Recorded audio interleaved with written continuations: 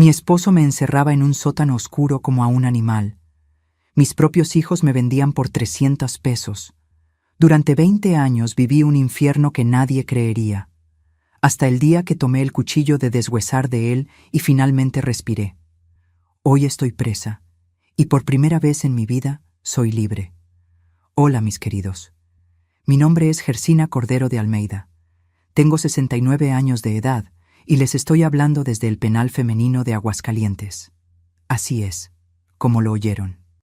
Estoy en la cárcel y ustedes deben estar pensando, pero doña Gersina, ¿cómo es que está sonriendo ahí en la cárcel? Pues sí, mis amores, les voy a explicar todito. Estoy sentada aquí en una banca de concreto en el patio del penal. Hoy es día de visita, jueves. Los jueves aquí son especiales porque es día de pollo con arroz en el almuerzo. Como pollo con arroz todos los jueves desde hace 8 años. El mismo plato, el mismo horario, la misma mesa del comedor. ¿Y saben qué? Todos los jueves le doy gracias a Dios por ese plato de comida. Porque allá afuera, en mi casa, a veces me quedaba 3, 4 días sin comer. No porque no hubiera comida, había, pero yo no podía tomarla. Hoy en día, mi rutina aquí dentro es simple y buena. Despierto a las 6 de la mañana cuando suena la campana. Tomo café, pan con margarina y café con leche. Después voy al taller de costura. Coso los uniformes de las otras presas, remiendo lo que se rasga. Hago dobladillos. Aprendí aquí dentro con doña Irasi, que trabaja en la administración. Mis manos siempre fueron buenas para la costura. Lo descubrí aquí. Por la tarde ayudo en la cocina a veces o me quedo en la celda haciendo crochet. Las muchachas aquí me enseñaron a hacer esos manteles de crochet bien bonitos, con florecitas en la esquina. Los hago y los vendemos en la feria del penal cuando hay. El dinero compra jabón, champú, esas cositas que una necesita. Empecé a coser aquí, porque una de las presas rasgó el uniforme y me preguntó si sabía darle una puntada. Nunca había trabajado bien con aguja, pero lo intenté. Quedó chueco, pero aguantó. La directora lo vio y me llamó. Doña Gersina, ¿quiere aprender bien? Hay un taller. Y así fue como descubrí que la costura calma mi cabeza. Cuando estoy ahí con la aguja en la mano, pasando el hilo por la tela, mi mente se queda quieta. No pienso en nada malo, solo en el hilo entrando y saliendo. Entrando y saliendo. Es casi como un rezo. Nací aquí mismo en Aguascalientes, pero bien lejos del centro. Nací en un pueblito pequeño llamado San José de Gracia. Lugar pequeño, todo mundo se conoce. De esos que cuando una estornuda en la mañana, por la tarde la ciudad entera ya está comentando. Viví allá toda la vida hasta venir acá al penal. Hoy vivo aquí en la capital, si es que se le puede llamar vivir, ¿no? Pero aquí es donde estoy y está bien. Antes de contarles toda mi historia, quiero hacerles un pedido especial. Ustedes que me están viendo ahora, háganme un favor. Dejen un like en este video. Suscríbanse al canal Memorias de las Abuelas y activen la campanita de notificaciones. Pero lo que más quiero es que me cuenten aquí en los comentarios de qué pueblito me están viendo y a qué hora del día encontraron este video de la abuela Gersina. ¿Me están viendo tempranito en la mañana, tomando café? ¿O es después del almuerzo, en esa horita de descanso? ¿O ya es de noche cuando la casa está quieta? Cuéntenme, mi bien. Leo todos los comentarios y me pone tan feliz saber de dónde son. Aún aquí dentro de estas rejas, siento que estamos conectados. Vamos a crear una cadena de cariño. ¿Está bien? Ahora les voy a contar una historia. Una historia que mucha gente no va a creer. Una historia que me trajo aquí, a esta celda con rejas, este uniforme beige, esta banca de concreto, pero también una historia que me salvó, porque hay cosas peores que la cárcel, mis queridos. Hay cosas mucho peores, y yo viví esas cosas durante 20 años antes de llegar aquí. Entonces, agarren su cafecito, acomódense ahí y vengan conmigo en este viaje, porque lo que tengo que contarles los va a conmover. Nací en San José de Gracia el 15 de marzo de 1957, pueblito en el interior de Aguascalientes, bien en medio de las tierras secas. En ese tiempo, San José de Gracia era aún más pequeño de lo que es hoy. Apenas tenía 8,000 personas. Todo mundo conocía a todo mundo, y las casas eran casi todas de adobe, con techos de teja por el calor que hacía. Mi papá se llamaba Gumersindo Cordero, hombre alto, flaco, de manos gruesas de tanto trabajar. Era jornalero, trabajaba en los ranchos cortando maguey para el tequila. Salía de madrugada, regresaba al atardecer, todo sucio de tierra y sudor, con ese olor a campo pegado en la ropa. Pero era hombre bueno, mis queridos, hombre trabajador que nunca levantó la mano contra nadie en casa. Me acuerdo de él llegando cansado y aún así agarrándonos en brazos, a mí y a mis hermanos, haciendo gracias para hacernos reír. Mi mamá era Eulalia, doña Eulalia de los Santos antes de casarse. Era más bajita, gordita, siempre con el pelo amarrado en un chongo apretado. Tenía manos que hacían milagros en la cocina, hacía pastel de elote que se deshacía en la boca, mole poblano que era una maravilla, pozole bien picoso que calentaba la panza en los días fríos. Toda la casa olía a su comida. Olor a ajo dorado en el aceite, olor a tortillas recién hechas, olor a pescado frito con chile. Hasta hoy, cuando cierro los ojos, siento el olor de la cocina de mi mamá. Vivíamos en una casa de adobe, en la calle Hidalgo, cerquita de la iglesia. Casa sencilla, 3 cuartos, uno para mi papá y mi mamá, uno para nosotros los niños y la cocina que también era sala. No había baño dentro de casa, no. Era letrina allá en el fondo del patio, de esas de madera con hoyo en el suelo. Nos bañábamos en tina con agua que mamá calentaba en la estufa de leña. Éramos 5 hermanos, yo era la tercera. Estaba Quiteria, que era la mayor, después Aristides, después yo, después Ibonete y el más chico, Odair. Quiteria y Aristides nos cuidaban cuando mamá estaba ocupada. Ibonete era la llorona de la familia. Lloraba por todo, cualquier cosita. Odair era el travieso. Vivía haciendo travesuras, subiéndose a los árboles, cayéndose y raspándose las rodillas. Mi infancia fue buena, ¿saben? Fue sencilla, pero fue buena. No teníamos mucho, pero teníamos lo suficiente. Teníamos comida todos los días, aunque fuera solo frijoles con arroz y tortillas. Pero teníamos ropa limpia. Mi mamá lavaba en el lavadero y la ponía a secar en el tendedero, esas ropas todas remendadas, pero que olían rico. Teníamos cariño. Mi papá y mi mamá no eran de mucho abrazo, pero sentíamos que se preocupaban por nosotros. En la mañana despertábamos con los gallos cantando. Mi mamá ya estaba de pie haciendo café en la estufa de leña. Café bien fuerte, bien cargado, de ese que la cuchara se queda parada. Lo tomábamos con pan de dulce o gorditas de maíz. Después las niñas ayudábamos a mamá en la casa. Barrer el piso, lavar los trastes, traer agua del pozo. Los niños iban con papá al rancho o al campo a ayudar en lo que podían. Me gustaba jugar en el patio. Teníamos un patio grande, lleno de árboles, naranjo, limonero, nogal. Jugábamos a las escondidas entre los árboles, a la casita debajo del naranjo, a la comidita con hojas y tierra. Ibonete y yo hacíamos muñecas de trapo, agarrábamos retazos que mamá nos daba, las rellenábamos con aserrín, les hacíamos la carita con carbón. No eran muñecas compradas, pero eran nuestras y las amábamos. En la época de lluvias, que era casi todo el año entre junio y septiembre, el pueblo se mojaba todito. El agua corría por las calles y teníamos que quedarnos adentro jugando, contando historias. Mi papá salía con paraguas para comprar pan en la panadería que estaba en la parte alta. Era una aventura para nosotros. Los niños no entendemos de peligros. Cuando tenía como 10 años, mi mamá me enseñó a coser. No costura fina, no. Costura de remiendos. Agarrar un pantalón roto y arreglarlo. Agarrar una camisa rasgada y darle puntada. Mi mamá decía, Gersina, una mujer tiene que saber hacer de todo. Nunca se sabe cuándo va a necesitar. Me sentaba a su lado con aguja e hilo, tratando de imitar cómo lo hacía ella. Me picaba el dedo, la puntada quedaba chueca, pero ella tenía paciencia. Va mejorando, mija. Todo es con el tiempo. El domingo era día especial. En la mañana íbamos a misa en la iglesia del pueblo, bien cerquita de casa. Íbamos todos arregladitos, mis hermanas y yo con vestido de flores, los niños con pantalón y camisa. La misa era en latín. No entendíamos nada, pero nos quedábamos ahí quietecitos, oyendo al padre y las campanas.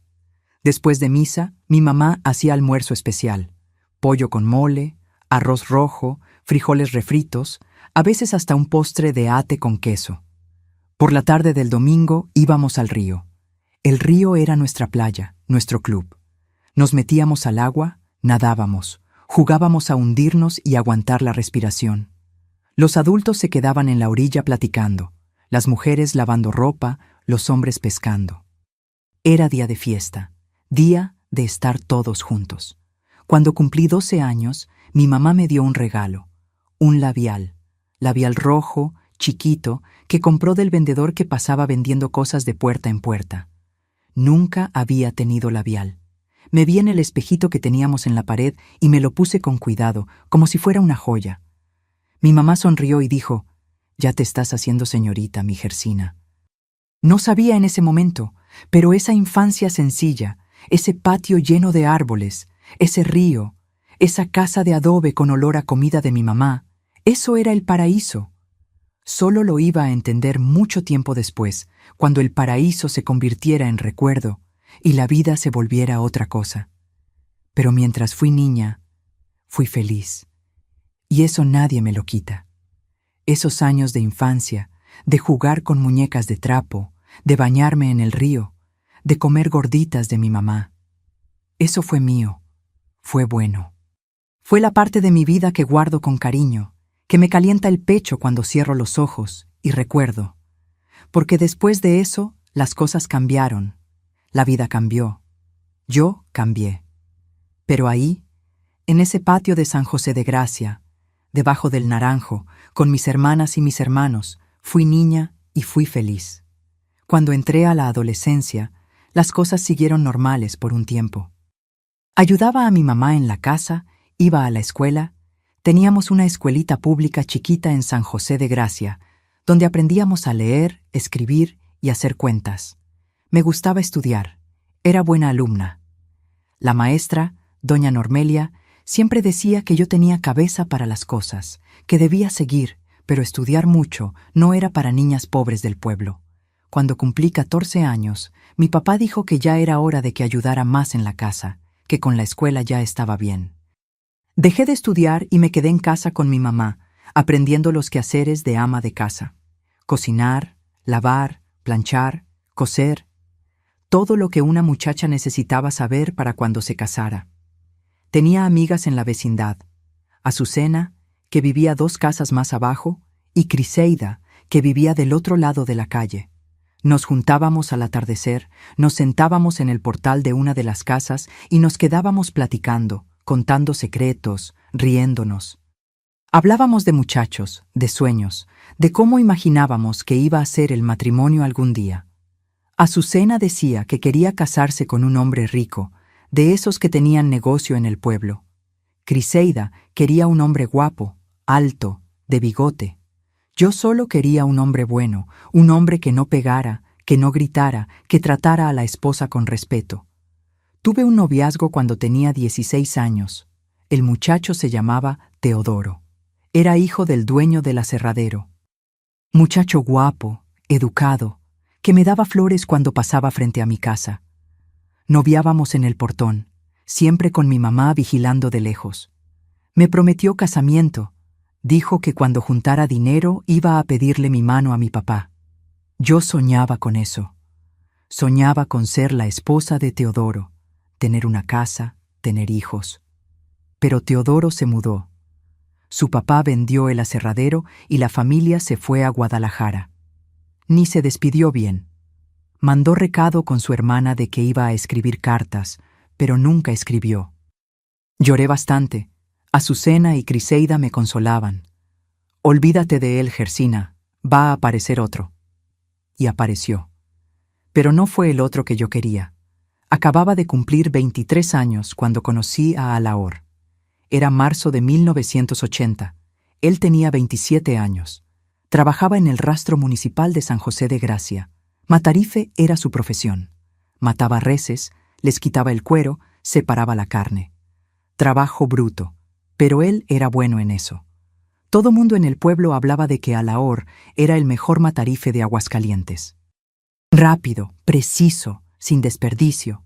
Me vio en el mercado un día. Yo estaba ayudando a mi mamá a comprar verduras cuando él pasó y me saludó. Hombre alto, fuerte, de manos grandes y mirada firme. Habló con mi mamá con respeto. Preguntó mi nombre. Preguntó si podía hacerme una visita. Mi mamá le cayó bien. Dijo que era hombre trabajador, que tenía empleo fijo, que era serio. Mi papá también lo aprobó. Hombre con oficio, Gersina. Es buen partido. ¿Y yo? Yo lo encontré guapo, lo encontré educado. Pensé que iba a ser un buen marido. Noviamos 6 meses. Él iba a casa 2 veces por semana, siempre en la noche, siempre con mi papá y mi mamá cerca. Platicábamos en el portón. Me contaba del trabajo, de los planes que tenía de juntar dinero y construir una casa. Yo le contaba de la rutina de la casa, de las comidas que sabía hacer, de los bordados que estaba aprendiendo.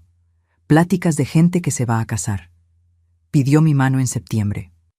Llegó a mi casa un domingo después de misa, todo arreglado con camisa y pantalón buenos. Se sentó con mi papá en la sala y dijo: «Don Gumersindo, vine a pedirle la mano de su hija en matrimonio.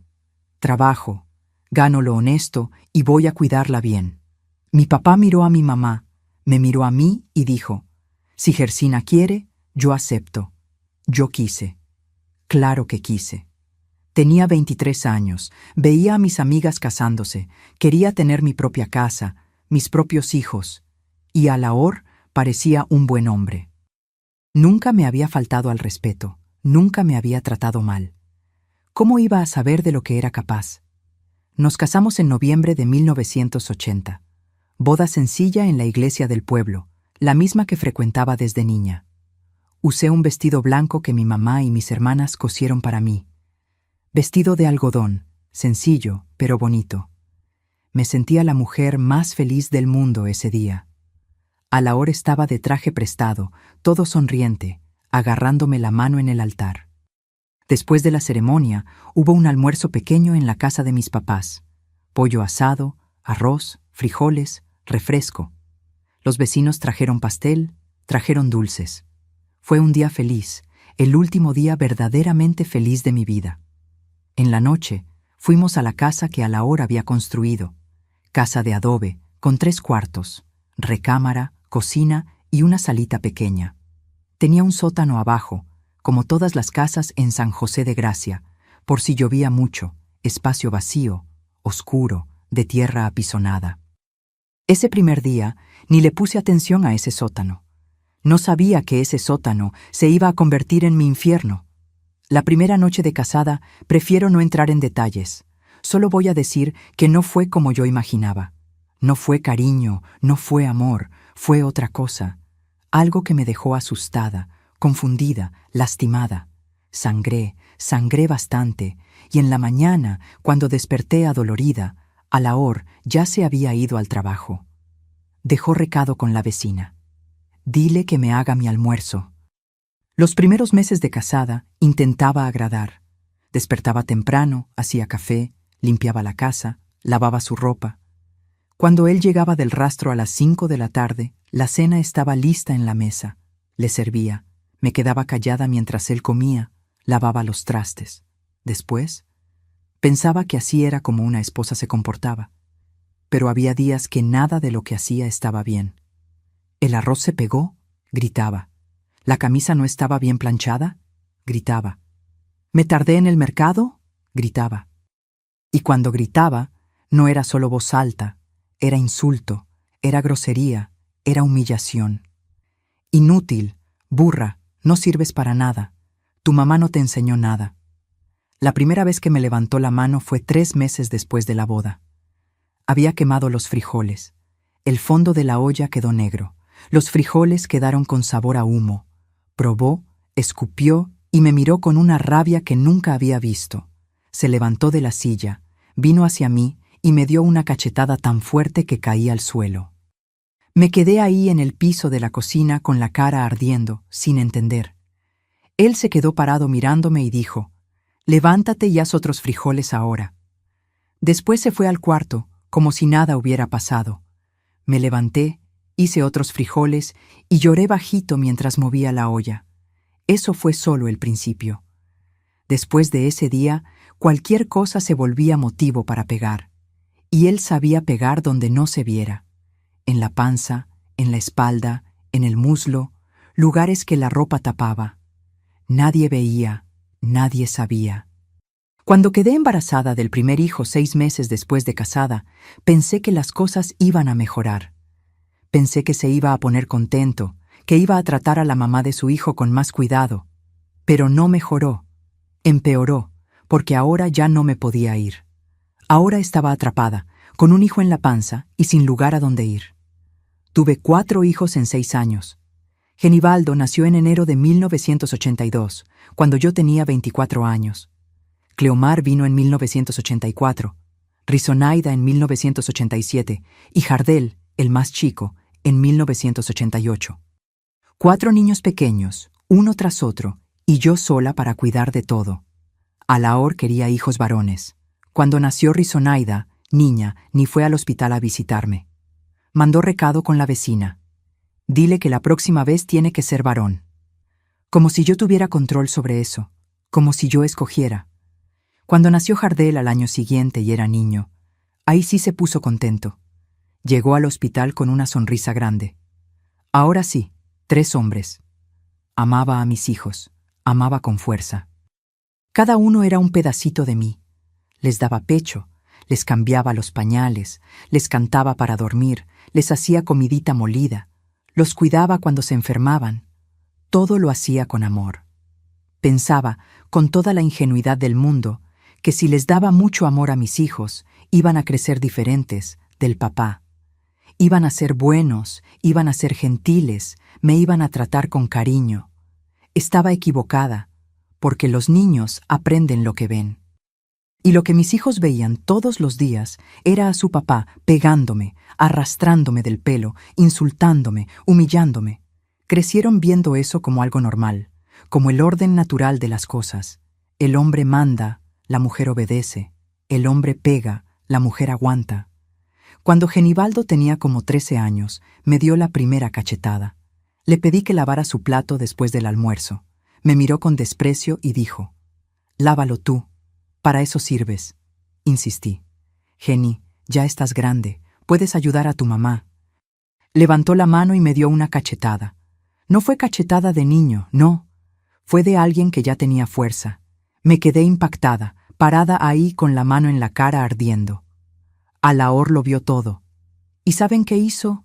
Se rió y dijo: «Eso, muchacho, estás aprendiendo bien. La mujer tiene que saber obedecer». Y le dio palmadas en la espalda al muchacho como si estuviera orgulloso. A partir de ese día, todos los muchachos aprendieron que podían pegarle a su mamá. Cleomar, Jardel, cada uno fue aprendiendo conforme iba creciendo. Rizonaida no pegaba, pero miraba y se reía. Se reía igual que el papá, esa risa que duele más profundo que cualquier golpe. Cuando tenía como 30 años, Alaor empezó a encerrarme en el sótano. El sótano de la casa era un espacio debajo de la construcción, de tierra apisonada, oscuro, lleno de bichos, ratas, arañas, a veces alguna culebra se escondía ahí. Puso una puertita de madera con candado, y cuando yo hacía algo que él consideraba malo, y todo era malo a sus ojos, abría esa puertita, me empujaba adentro y la trancaba. «Quédate ahí hasta que aprendas». Eran las palabras que decía antes de cerrar el candado. Al principio eran algunas horas. Me quedaba ahí sentada en la oscuridad, oyendo a las ratas pasar cerca, sintiendo el olor a tierra mojada y moho. Después pasó a ser la noche entera. Dormía en el suelo, en la tierra, sin cobija, sin nada. En la mañana abría y decía: «Levántate, haz mi café». Los hijos sabían. Oían cuando el papá me aventaba allá abajo, oían el ruido del candado, y ninguno nunca hizo nada, ninguno, Ni un vaso de agua me echaban por la rendija. Una vez, Jardel tenía como 16 años. Yo estaba allá abajo, hacía horas con la garganta seca, la boca como lija. Oí pasos arriba y reconocí el modo de caminar de Jardel. Lo llamé bajito. Jardel, mijo, por el amor de Dios, dame agua, me estoy muriendo de sed. Pensé que iba a tener lástima. Era mi más chico, el bebé que mecía en brazos. Vino hasta la puertita. Lo oí destrabar. Pensé que iba a abrir, pero hizo algo que hasta hoy, cuando lo recuerdo, me duele en el pecho. Orinó por la rendija en mi dirección y se rió. Se rió fuerte, con gusto. Toma agua, mamá. Ahí está tu agua. Mi propio hijo, el niño que salió de dentro de mí, el que cargué 9 meses, el que alimenté de mi pecho, al que le canté para dormir. Ese niño me hizo eso. Pero lo peor todavía estaba por venir. Porque cuando tenía como 35 años, Alaor empezó a hacer otra cosa que ni tengo valor de decir el nombre bien. Empezó a vender la llave del candado del sótano. Había noches que tomaba con los amigos en el portal, hombres del rastro, del aserradero, de la calle, gente bruta. Y después que tomaban bastante, Alaor bajaba hasta el sótano donde yo estaba encerrada, pero no era para soltarme, no. Era para decir: quédate callada, hay visita. El primer hombre que bajó a ese sótano, nunca lo había visto en mi vida. Grande, apestando a mezcal y cigarro. Alaor se quedó en la escalera de espaldas, fumando. Y ese hombre hizo lo que quiso. Hizo cosas que me dejaron rota por dentro, cosas que una persona no le hace a otra si tiene un poquito de humanidad. Después que el hombre subió, Alaor trancó el candado de nuevo y se fue a dormir, como si no hubiera pasado nada. La semana siguiente, otro hombre. La otra, otro. Siempre de noche, siempre en el sótano, siempre con Alaor en la escalera fumando, cuidando la entrada. Descubrí después que cobraba 300 pesos, a veces 200, dependiendo del cliente. Vendía el acceso al sótano donde yo estaba encerrada. Literalmente vendía la llave del candado. El hombre pagaba, recibía la llave, bajaba, hacía lo que quería conmigo, devolvía la llave y se iba. 300 pesos. Era el valor que mi esposo le ponía a mi cuerpo, a mi dignidad, a mi alma. Hubo una noche, me acuerdo como si fuera ayer, que oía a Alaor allá arriba riéndose con los amigos. Estaban jugando dominó en el portal, tomando, fumando.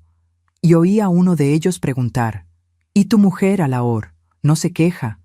Alaor soltó una carcajada fuerte y dijo: ¿quejarse de qué? Está allá abajo calladita y todavía ayuda a pagar las cuentas. Los hombres se rieron como si fuera chiste, como si yo no fuera persona, como si fuera mercancía, cosa, objeto que él podía rentar a quien quisiera. Me quedé ahí en la oscuridad, oyendo esas risas, y lloré. Lloré bajito, porque si me oían se iban a reír más. Lloré con la mano tapándome la boca, con el cuerpo todo temblando, sintiendo la tierra fría pegada en mi piel. Y lo peor es que no tenía a dónde huir. No tenía dinero, no tenía familia que pudiera ayudarme. Mi papá había muerto, mi mamá también. Mis hermanos se habían mudado al norte del país buscando trabajo. Estaba sola, completamente sola, con ese hombre y esos 4 hijos que se volvieron copia de él. ¿Los hijos? Mis hijos sabían todo, porque cuando Genibaldo cumplió 18 años, empezó a traer a sus amigos también. Lo mismo, sótano, candado, llave, 300 pesos. Solo que Genibaldo era peor que el papá en un aspecto. Él filmaba. Ponía el celular a grabar por la rendija de la puertita. Yo veía ese puntito de luz roja en la oscuridad y sabía que me estaban filmando. Mi peor momento se estaba volviendo espectáculo. Una vez intenté suplicarle a Genibaldo. Era de mañana. Estaba tomando café en la cocina antes de salir al trabajo. Me arrodillé frente a él. Mi propio hijo. Me arrodillé y le pedí: Geni, mijo, por el amor de Dios, para con esto. Soy tu mamá. Te crié, te di de comer, te cuidé cuando eras bebé. Para, mijo. esto me está matando. ¿Y saben qué hizo? Empujó el plato de comida en mi dirección, tirando todo al suelo. Huevos, pan, café, todo regado, y dijo: «Límpialo y déjate de tonterías. Para eso sirves, para limpiar y para obedecer». Y se fue. Me quedé ahí de rodillas en el piso de la cocina, en medio de la comida derramada, y me di cuenta de que había perdido a mis hijos. Ya no eran míos, eran de Alahor. Eran la versión empeorada de Alahor. Cleomar vendía los videos. No sé a quién, no sé por cuánto. Solo sé que mi humillación se volvió mercancía. Mi sufrimiento se volvió dinero para ellos. Una vez lo oí hablando por celular con alguien. «Tengo otro video nuevo, te lo mando por 300 pesos.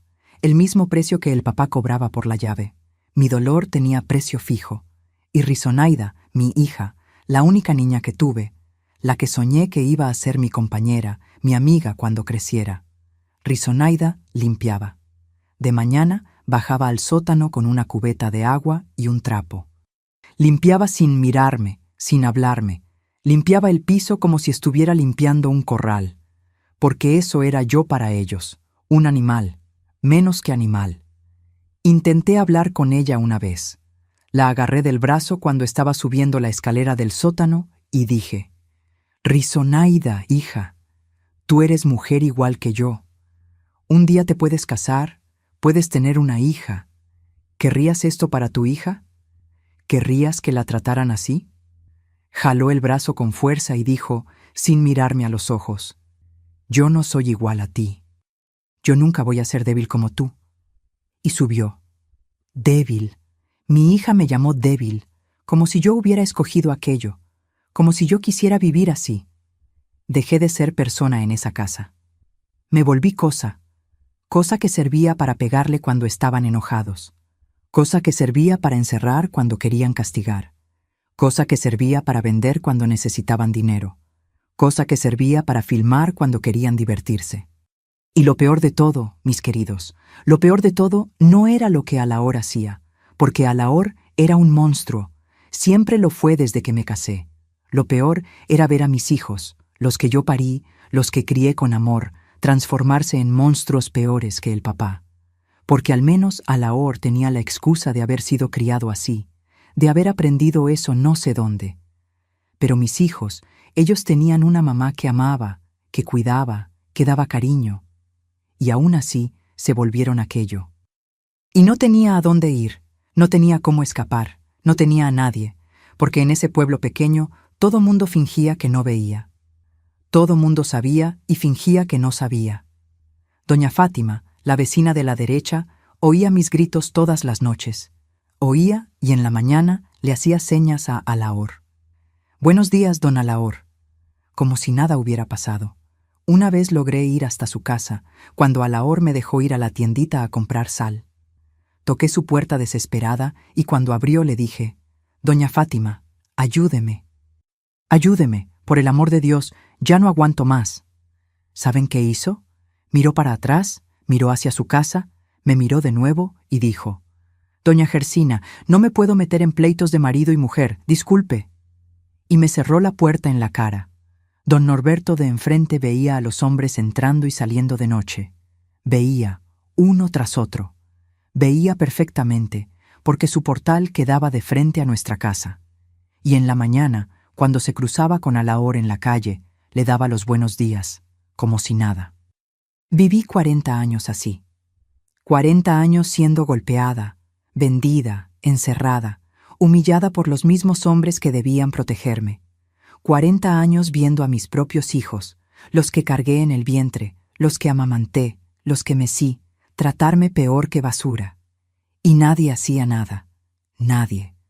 Hubo un domingo que fue diferente de todos los otros. Un domingo de noviembre de 2018. Tenía 61 años. Mi cuerpo ya no aguantaba más. Estaba muy flaca, muy débil, adolorida por todos lados. Había días que apenas podía levantarme de la cama. Las costillas se me veían en la piel, los huesos de la cadera se salían, parecía un esqueleto vivo. Ese domingo, Alahor había salido al rastro de mañana. Trabajaba los domingos porque tenía turno. Los 4 hijos se quedaron en casa, y cuando se quedaban juntos sin el papá, se volvían otra cosa. Peor, mucho peor, porque lo hacían por diversión, no por dinero. Lo hacían porque les gustaba. De mañana temprano, antes de que saliera el sol, me llevaron al sótano. Los 4, Genibaldo, Cleomar, Risonaida y Jardel. Ya estaba acostumbrada al sótano, pero ese día había algo diferente en sus ojos. Un brillo malo, un brillo de quien está planeando algo. Cuando me empujaron por la puertita, caí de cara en la tierra. Sentí el sabor a tierra en la boca. Sentí el dolor en la rodilla que pegó en una piedra, y antes de que pudiera levantarme, los oí trancando el candado. ¡Clic! Ese sonido que conocía tan bien, el sonido de mi prisión. «Hoy va a ser diferente, mamá», dijo Genibaldo desde arriba, la voz llena de maldad. «Hoy nos vamos a divertir de verdad». Empezaron a inventar cosas, competencias, apuestas. Oí las voces allá arriba planeando. «Apuesto 50 pesos que no aguanta». «Apuesto 100 que llora en 2 minutos». Se reían. Esa risa que me hacía temblar más que el frío, más que el miedo. Lo que pasó en ese sótano ese domingo no lo voy a describir en detalle. No porque no pueda, sino porque no debo. Algunas cosas son demasiado pesadas hasta para compartir. Pero voy a decir lo siguiente. Bajaron los 4 juntos e hicieron cosas que nunca imaginé que seres humanos fueran capaces de hacerle a su propia mamá. Trajeron cosas del patio, de la calle, de la basura, cosas que no fueron hechas para eso, y las usaban en mí mientras filmaban, mientras se reían, mientras apostaban. Jardel era el peor. Tenía un brillo en el ojo cuando lo hacía. Un brillo que había visto antes en los ojos de Alaor cuando mataba a reses en el rastro. El gusto de causar dolor, el placer en la crueldad. En determinado momento, ya ni podía gritar. Mi voz se había ido de tanto gritar antes. Solo jadeaba, tratando de respirar, sintiendo mi cuerpo todo en llamas de dolor. ¿Y saben qué hizo Risonaida? Mi hija, ella se reía. Se reía fuerte, aplaudiendo, animando a los hermanos. «Eso, hazlo otra vez, apuesto que se desmaya». Cuando finalmente pararon y subieron, me quedé ahí acostada en la tierra, sangrando, sintiendo mi cuerpo todo roto. No sé cuánto tiempo pasó. Podía ser 1 hora, podían ser 3. El tiempo ya no existía ahí abajo. Recé para morirme. Recé de verdad. «Dios, llévame. Por el amor que me tienes, llévame ahora. No me dejes amanecer otro día. Ya no aguanto más. Ya no aguanto ni 1 minuto. Ya no aguanto ni 1 noche». Pero Dios no me llevó. Seguí ahí respirando, sufriendo, sintiendo cada dolor, cada golpe, cada humillación grabada en mi cuerpo y en mi alma. Oía la vida normal allá arriba. Oía sus pasos caminando por la casa. Oí la tele prendida, algún programa de domingo de esos de estudio con público riéndose. Oí la olla golpeando en la cocina. Risonaida estaba haciendo almuerzo como si nada hubiera pasado, como si su mamá no hubiera sido destrozada en el sótano media hora antes. El olor de comida bajaba por la rendija. Olor a arroz, a frijoles, a carne frita. Mi estómago gruñó. No comía desde el viernes. Alaor me había puesto de castigo porque la sopa había quedado muy aguada. Cuando oscureció, oí el ruido de la camioneta de Alaor llegando. Oí la puerta cerrándose. Lo oí saludando a los hijos. «¿Y muchachos? ¿Cómo estuvo el día?» «Tranquilo, papá», respondió Genibaldo. «Nos divertimos aquí». «¿Y tu mamá? ¿Dónde está?» «Está en el sótano. La metimos en la mañana. Estaba haciendo berrinches». Alaor se rió. Esa risa gruesa de él. ¿Qué anduvo haciendo la vieja esta vez? Vieja. Tenía 61 años y para ellos yo era la vieja que servía para pegar, para usar, para encerrar. La vieja que no servía para nada más. Cerré los ojos ahí en la tierra del sótano. Y fue en ese momento, acostada en ese piso frío, sangrando, adolorida, que tuve un tipo de claridad que nunca había tenido antes. No fue coraje. Coraje sentía todos los días y se pasaba. Fue otra cosa. Fue una certeza. Fría, clara, definitiva. Como cuando despiertas en la mañana y sabes que el sol salió sin necesidad de ver por la ventana. No más sabes. Supe, con la misma certeza que sé mi nombre, que si no hacía algo me iba a morir en ese sótano. No de enfermedad, no de vieja. Me iba a morir en uno de esos domingos. Iban a apretar demasiado, pegar demasiado, hacer demasiado. Y me iba a acabar ahí en la oscuridad, en la tierra, igual que un animal. Y ellos iban a enterrar mi cuerpo en algún rincón del patio y decir que me había escapado. Y nadie iba a buscar, nadie iba a preguntar, porque a nadie le importaba. Y decidí que no, que el próximo domingo iba a ser diferente, que el próximo domingo iba a ser el último, pero no mi último, el último de ellos. Empecé a planear ahí mismo, acostada en esa tierra, con el cuerpo roto y el corazón latiendo despacio. El cuchillo de deshuesar que a la hora afilaba todos los domingos. Ese ruido que oía desde hacía 20 años, ese cuchillo que usaba en el rastro para cortar reses, ese cuchillo del que tenía orgullo, que guardaba en el cajón de la cocina como si fuera un tesoro. Siempre contaba en la mesa de la cena cómo mataba las reses. Contaba con orgullo, como quien presume. Los hijos oían fascinados. Yo oía con asco. Hoy tumbé una res de 600 kilos con un solo corte. Aquí, mira. Y se señalaba el cuello, justo en medio, donde está ese hoyito. Si le pegas aquí, en el lugar correcto, se acabó. 3 minutos y el animal está seco. Rápido, sin sufrimiento. Profesional. 3 minutos. Guardé esa información. Guardé el lugar exacto que señalaba. Guardé la manera en que hacía el movimiento con la mano, mostrando cómo era el corte. Guardé todo. El lunes en la mañana, cuando abrió el candado y me mandó salir del sótano para hacer café, subí despacio. Apenas podía caminar.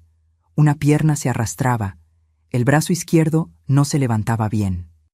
El cuerpo todo adolorido, marcado, roto, pero la cabeza estaba clara. Estaba decidida. Estaba en paz. Tenía una semana. De domingo a domingo. 7 días para planear todo bien, porque solo iba a tener una oportunidad. Si me equivocaba, me moría. Si él sospechaba, me moría. Si los hijos se daban cuenta, me moría. Tenía que hacer todo perfecto. Como él mataba las reses. Profesional. Durante esa semana hice todo normal. Todo exactamente como siempre lo hacía. Despertaba a las 5 de la mañana. Hacía café, le servía a Alaor, limpiaba la casa, lavaba ropa, cocinaba, recibía golpes cuando algo no estaba como ellos querían. Normal, como siempre, como en los últimos 40 años. Pero dentro de mí había una calma que nunca había tenido antes, una paz extraña porque sabía que aquello se iba a acabar. De una manera o de otra se iba a acabar. O me moría intentándolo o lo lograba. Y en los dos casos me iba a liberar. En los dos casos, el sufrimiento se iba a terminar. El martes, Alaor me pegó porque el arroz tenía mucha sal. Me dio 3 golpes en la espalda. Caí al suelo, me levanté, terminé de hacer la cena, se la serví y mientras él comía, lo miraba y pensaba, disfrútalo, te faltan 5 días. El miércoles, lavé mi mejor ropa. Un vestido azul que había comprado antes de casarme, allá en 1980. Estaba guardado en el fondo del ropero desde hacía casi 40 años, enrollado en un plástico viejo. Lo saqué, lo lavé a mano en la pileta, tallando con cuidado para no arruinar la tela. Lo colgué en el tendedero para secar. Lo planché con la plancha bien caliente, poniendo cuidado en cada esquinita, cada doblez. Todavía me quedaba. Había adelgazado tanto que todavía me quedaba. Hasta me quedaba flojo. Guardé el vestido doblado dentro del ropero otra vez. Nadie se dio cuenta. Nadie nunca se daba cuenta de nada de lo que yo hacía. El jueves, observé la rutina de Alaor. La observé como si fuera la primera vez, poniendo atención en cada detalle. Llegaba del rastro siempre a las 5:15 de la tarde, sucio de sangre, con ese olor a carne y hierro. Se iba directo al baño. Se quedaba unos 20 minutos bajo la regadera. Salía, se ponía un short viejo y una camiseta. Se sentaba en el portal, en la silla de plástico blanca que le gustaba. Prendía un cigarro. Tomaba la primera cerveza, después la segunda, después la tercera. Siempre 3, nunca 2, nunca 4. 3. A las 7 en punto, entraba a cenar. Comía en silencio, viendo las noticias en la tele de la sala. Terminaba de comer, dejaba el plato en la mesa para que yo lo lavara. Se iba al cuarto a las 9. Se acostaba. A las 10 ya estaba roncando. Roncaba fuerte, como tractor. Ese ronquido que hacía temblar la cama. Dormía pesado. No despertaba ni con terremoto. Dormía boca arriba, con la boca abierta, el pecho subiendo y bajando. Memoricé todo. Cada horario, cada movimiento, cada costumbre. El viernes observé el cuchillo. Fui a la cocina de mañana, cuando él ya se había ido al trabajo y los hijos también. Abrí el cajón. Ahí estaba, el cuchillo de deshuesar. Mango de madera oscura, gastado de tanto uso. Hoja larga, delgada, afilada, brillando. Lo agarré con cuidado. Sentí el peso en la mano. Pesado, firme, pero cabía bien en mi mano, como si hubiera sido hecho para mí. Pasé el dedo suavemente por la hoja. Afilada, muy afilada. Capaz de cortar hueso, siempre decía. Lo guardé de vuelta en el cajón, cerré, seguí mi día. El sábado hice todo lo que tenía que hacer. Limpié toda la casa, lavé toda la ropa, planché todo, arreglé los roperos, organicé la cocina. Dejé todo impecable, porque sabía que cuando terminara, cuando todo acabara, ya no iba a estar ahí para hacerlo. El sábado en la noche no dormí. Me quedé acostada en la cama a su lado, oyéndolo roncar. Con los ojos abiertos, mirando al techo, contando las horas, tic-tac, tic-tac. El reloj de la sala marcando cada segundo acercándome al domingo. No sentí miedo. Sentí alivio, porque sabía que no importaba lo que pasara el domingo, el sufrimiento se iba a acabar. O él moría, o yo moría intentándolo. Y en los dos casos iba a tener paz. Y cuando el sol salió el domingo, me levanté, hice café y esperé. El domingo llegó, el último domingo. De mañana, los hijos hicieron lo que siempre hacían. Me llevaron al sótano y dejé. Aguanté. Por última vez en mi vida, aguanté aquello. Pero esta vez fue diferente. Esta vez no lloré, no supliqué, no grité. Me quedé callada, completamente callada, mirando al techo de madera, contando las horas en mi cabeza, esperando. Genibaldo hasta se extrañó. ¿Qué pasó, vieja? ¿Hoy no gritas? ¿Te quedaste muda? No respondí, solo lo miré. Lo miré bien a los ojos y creo que vio algo diferente ahí, porque desvió la mirada rápido, como si hubiera visto algo que lo asustó, y subió rápido, sin decir nada más. Cuando trancaron el candado y subieron, me quedé ahí acostada, respirando despacio, esperando que pasara el tiempo. Cada minuto parecía una hora, cada hora parecía un día. Oí cuando salieron para irse al bar del pueblo. Siempre iban al bar los domingos en la noche. Era tradición. Oí la puerta cerrándose, oí el portón chirriando, oí el ruido del carro de Genibaldo arrancando, después alejándose en la calle. La casa se quedó en silencio. En la tarde, Alaor volvió del rastro. Oí su camioneta estacionándose. Lo oí entrando, bañándose, sentándose en el portal. Oí cuando abrió la primera cerveza. El sonido de la tapita cayendo en el piso de cemento. La segunda cerveza. La tercera. Después de un tiempo que pareció eterno, bajó hasta el sótano y abrió el candado. ¡Clic! «Levántate, huevona, ve a hacer mi cena». Me levanté despacio. Cada movimiento dolía, pero subí. Entré a la cocina. Él se fue al cuarto a cambiarse de ropa, a ponerse el short viejo, la camiseta, la ropa de domingo en la noche. Hice la cena. Arroz, frijoles, carne que había traído del rastro. Corté la carne en pedacitos como a él le gustaba. La sazoné con ajo, cebolla, sal. La hice con calma, con cuidado, porque sabía que era la última cena que le iba a hacer. Puse todo en la mesa. Él se sentó, comió, masticaba con la boca abierta, haciendo ruido, viendo las noticias. Ni me miró, nunca me miraba. Cuando terminó, se limpió la boca con el revés de la mano y dijo: «Hoy está bueno, Gersina, está sabroso». Fue la primera vez en meses, tal vez años, que elogiaba mi comida. La ironía de eso casi me hizo reír. La última cena que le iba a hacer y la encontró sabrosa. Se levantó de la mesa y se fue al cuarto. «Lava los trastes y vente a dormir», dijo, como decía todos los días. Me quedé en la cocina, mirando su plato sucio, el vaso, los cubiertos. Empecé a lavar cada plato, cada cubierto, cada olla. Lavé despacio, con atención, poniendo atención en cada movimiento, porque sabía que era la última vez, los últimos trastes que iba a lavar en esa casa, la última olla que iba a agarrar, la última vez que iba a estar en esa cocina como esclava.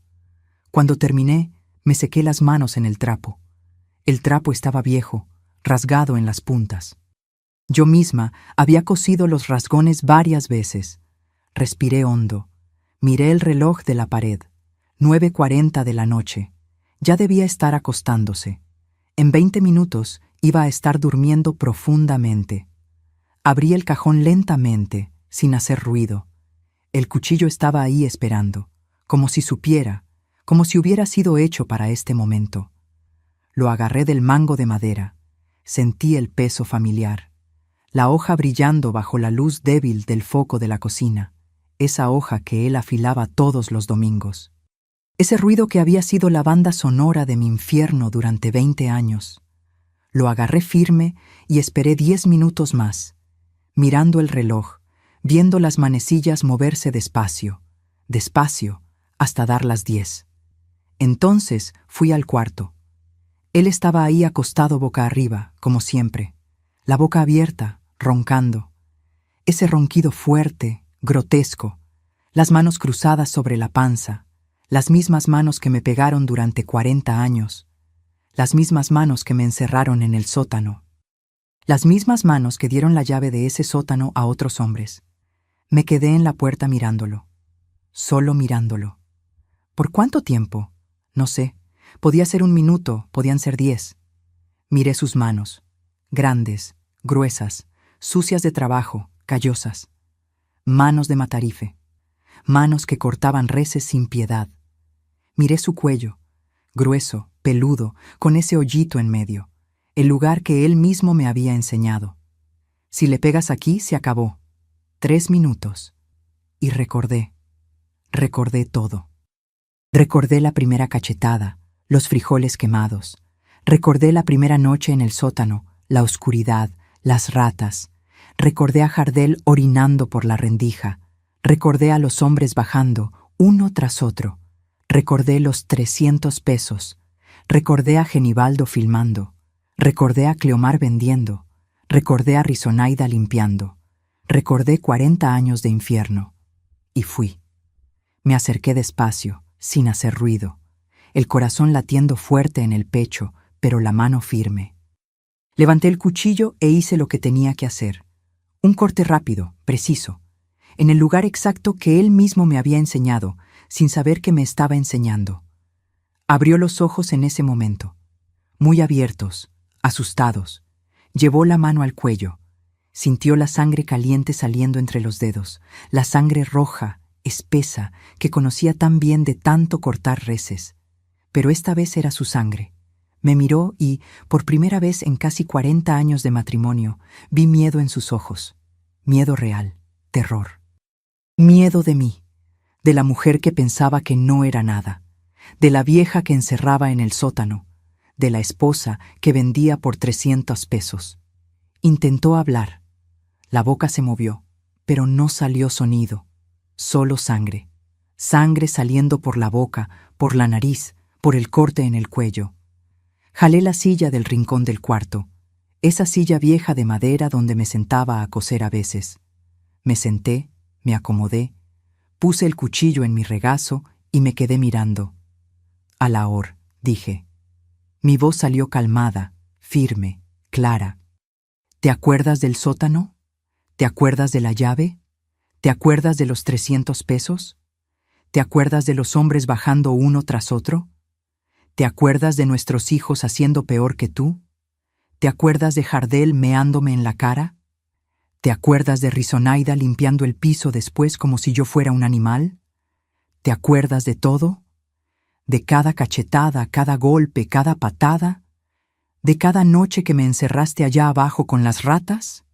Intentaba hablar, intentaba moverse, pero no podía. Su cuerpo ya no le obedecía.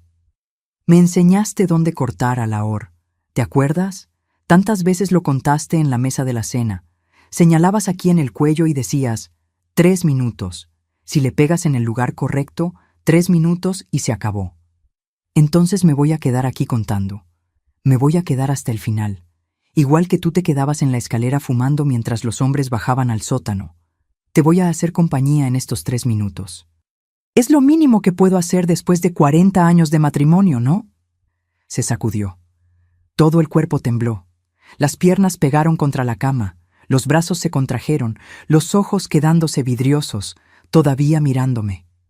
Con miedo, con odio, con sorpresa. Y después paró. Todo paró. El pecho dejó de subir. Los ojos dejaron de moverse. La sangre dejó de salir a chorros y empezó solo a escurrirse despacio. Miré el reloj en la mesita. 3 minutos y medio. Había mentido. No fueron 3 minutos.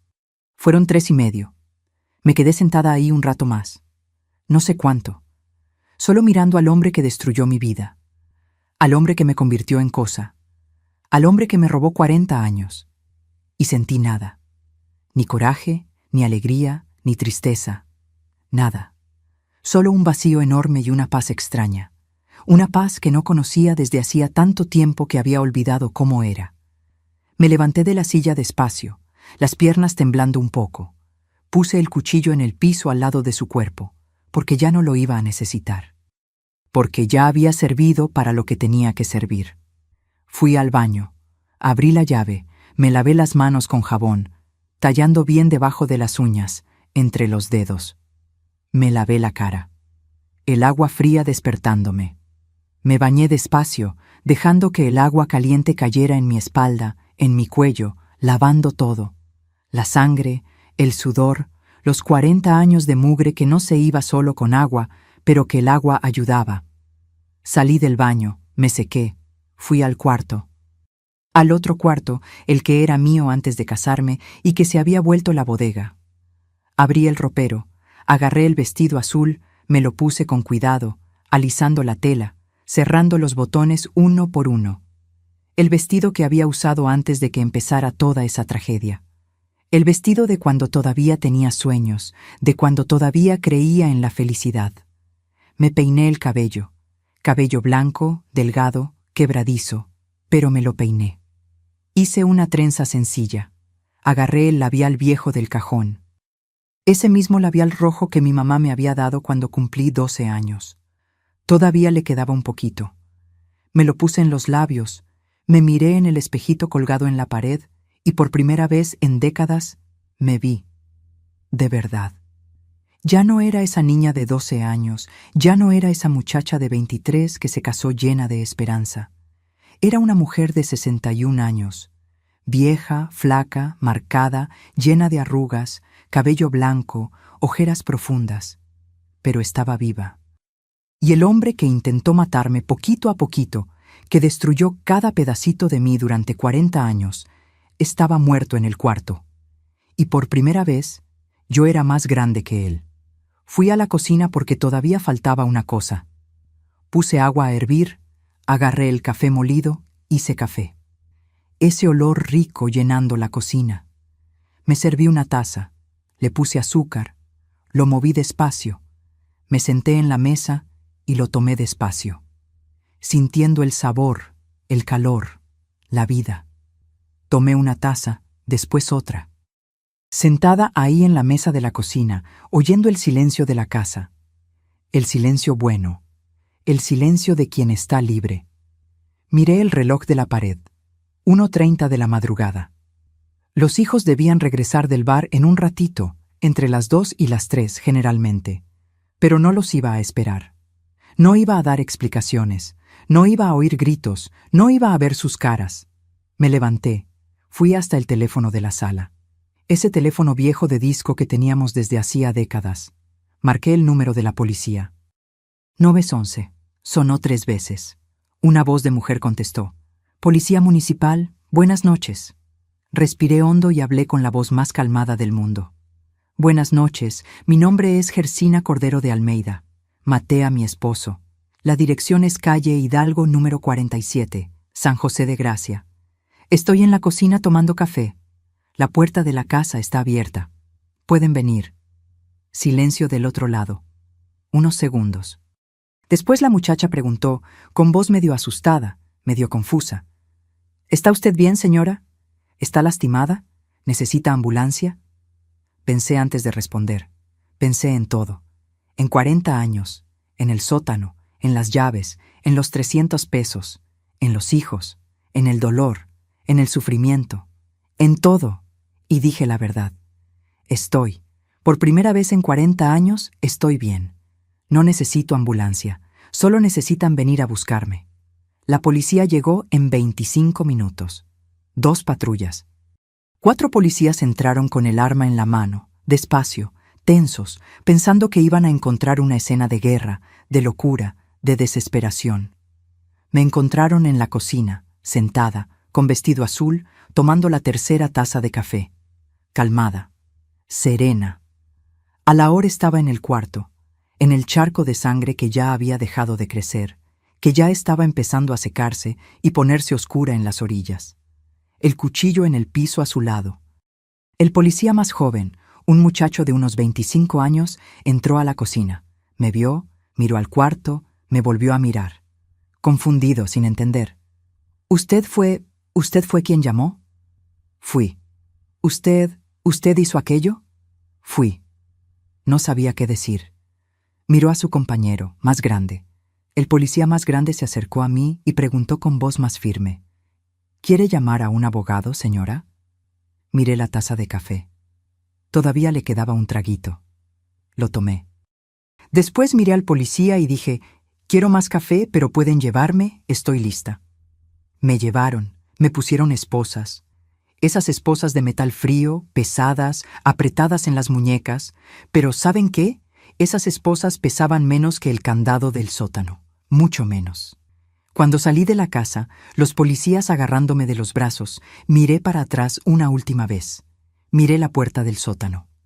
La puertita de madera, el candado que estaba abierto, porque él me había sacado en la tarde para hacer la cena. Miré y pensé, nunca más entro ahí, nunca más. Entré a la patrulla. Me sentaron en el asiento de atrás. Había rejas separando del frente, olor a cuero viejo y gasolina. La patrulla arrancó.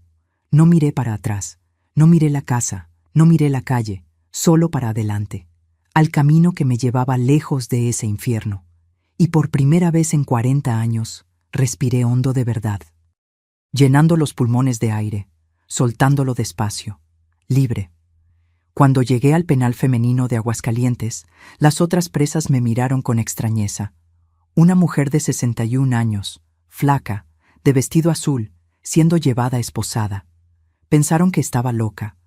Una de ellas, más joven, de unos 20 y tantos años, preguntó, ¿qué hizo, abuela?